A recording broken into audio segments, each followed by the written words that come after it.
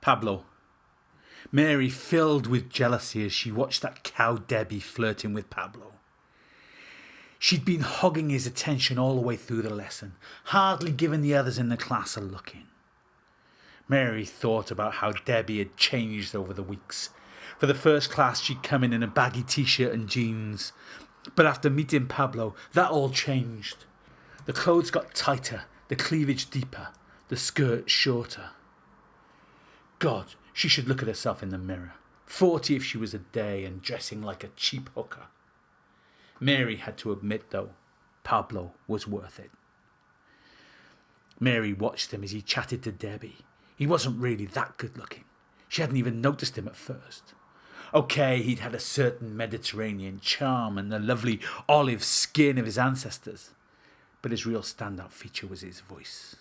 A husky burr that turned the women in the class to jelly. His voice could melt the meanest of hearts, and Mary didn't have a mean heart.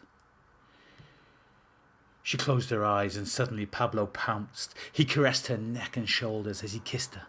His tanned hands slipped down her back, expertly releasing her bra as they travelled. She shivered as he gently massaged and molested her. His eyes were burning with intense desire, leaving her powerless to his charms.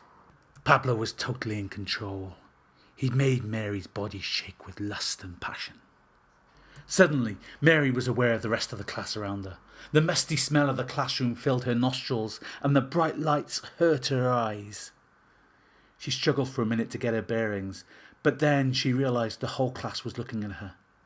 Debbie and Paolo were staring with their open mouths. Mary's face, already burning red from her fantasy, blushed deeper as she realised she'd gotten a bit carried away. She looked like a Ribena berry and felt like she was going to explode. The class were obviously expecting her to speak, but she couldn't remember what they'd been doing before her daydream had kicked in. She looked around for some clues, but she couldn't find any.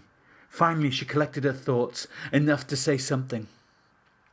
Okay, class, let's take a break there. We'll start this again when we get back. 10 minutes, okay?